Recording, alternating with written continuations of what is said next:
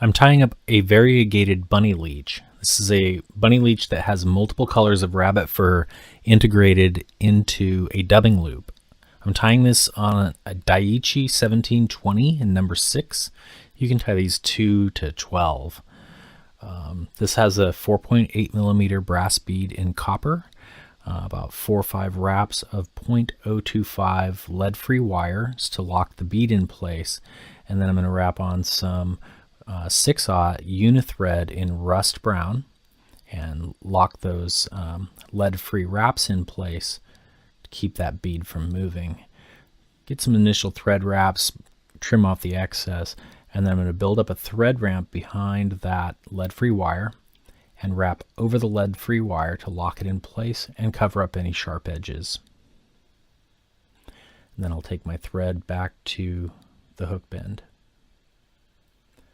Here we're going to grab some dark brown rabbit strips, zonker strips, whatever you want to call them. And this is actually the only point on the fly where I'm going to tie in some leather. So trim off a little bit, just like a little, maybe half-inch section of that. Pull off a few fibers from the leather to create a bare tie-in point, and then I'm going to tie that into on the top of the hook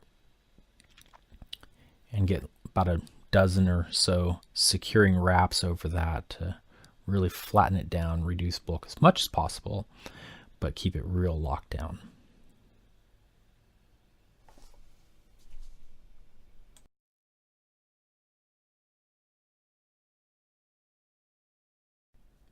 Every step of the way on this fly, pretty much, I'm going to hit it with my comb and or my Velcro, mostly my Velcro, to make sure that all my fibers are nice and combed out.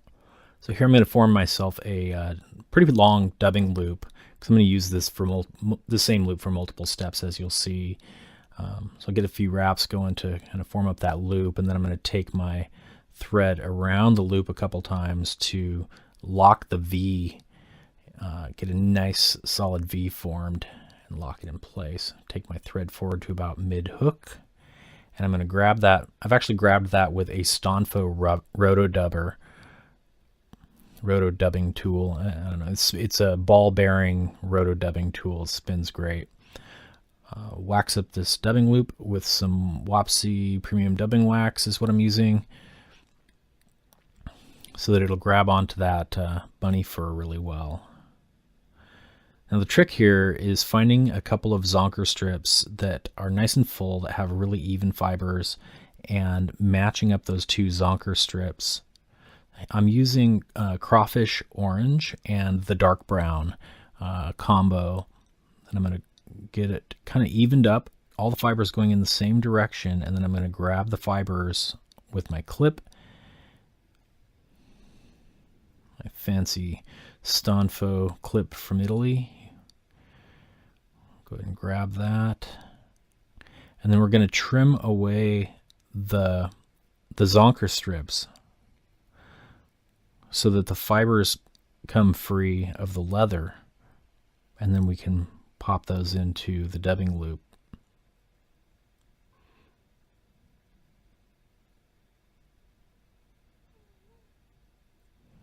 There we go. So now we take just the tips and put it through the dubbing loop, not too far, because you want the cut tips to be disguised underneath of the bulk of the fly, and the natural tips to be what's sticking out. So as I start to spin this up a bit, I'm going to grab my Velcro and make sure that as I spin it, that all my fibers are nice and free, so I have this real fuzzy sort of hackle ready to wrap.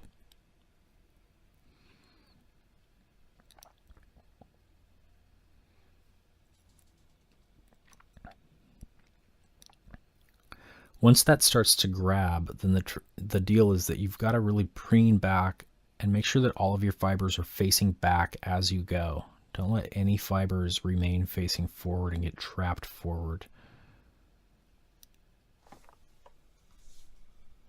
So wrap and preen, wrap and preen.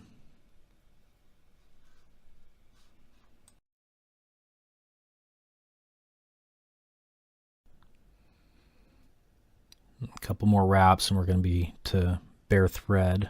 We'll Just really lock it down pretty good. And then again, comb it out. Make it nice and pretty.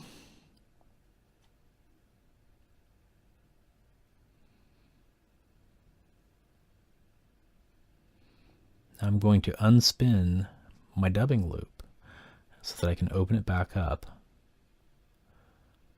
I could cut off the loop each time and make a new loop, but I just create a long one and reuse it as many times as I can. I usually get about 3 uses out of it.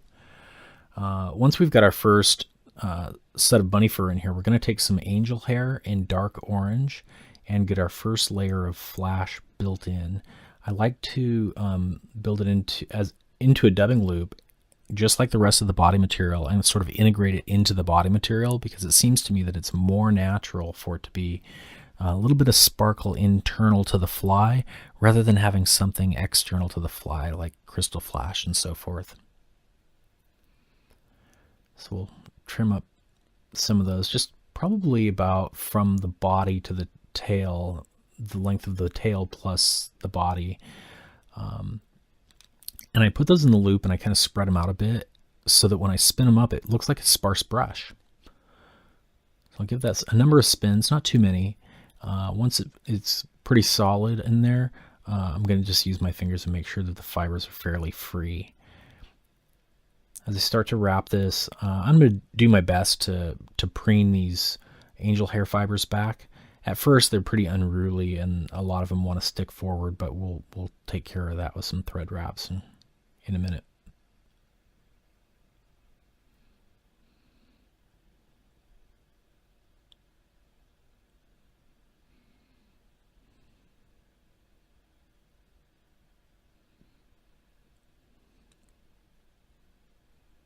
I'm going to take our tying thread and lock that dubbing loop in place.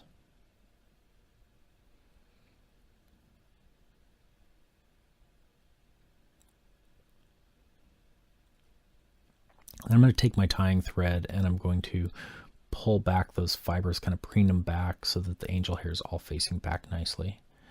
Okay, and then we're going to do another set of, or another chunk of the crawfish orange and the brown in a dubbing loop.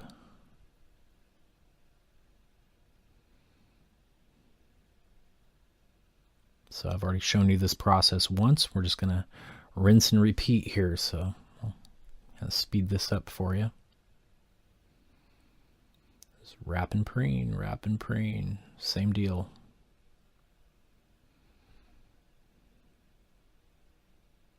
Lock that down.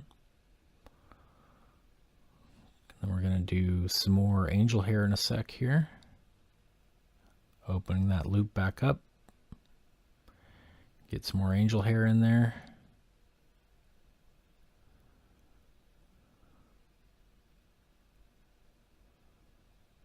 It's kind of unruly, like I said, but you just preen it back and lock it in place with your thread.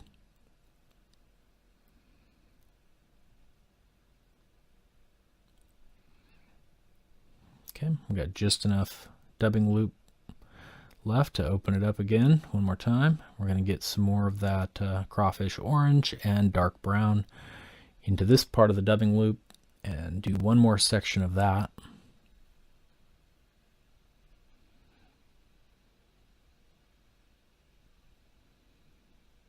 Take my Velcro and make sure that's all nice and fluffy and get some more wraps on there.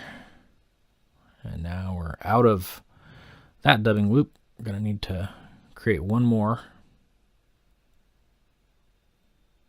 So trim off the excess there.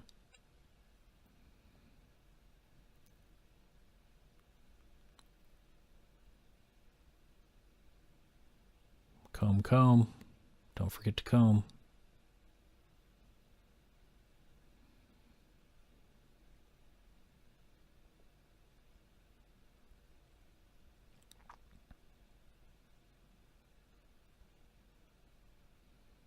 Then we're going to take some purple rabbit strips and we're going to mate those up with some dark brown for the very head of the fly.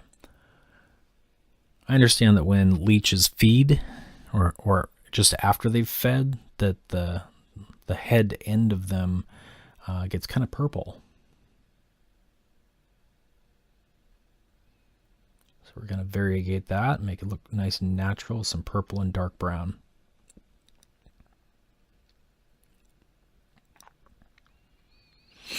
Make one more dubbing loop. Wax it. Always wax it.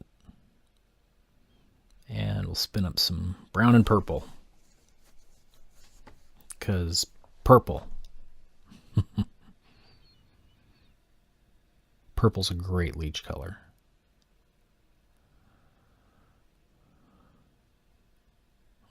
Lock that in place. Trim off the dubbing loop. That's our last dubbing loop. Preen back to form a nice clean tie-in point behind there, and then we'll do a couple of whip finishes.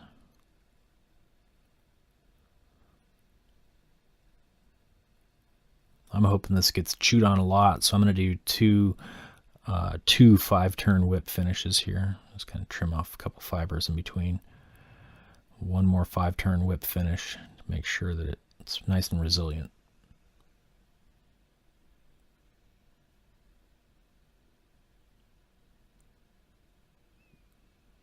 And we'll trim off the tying thread.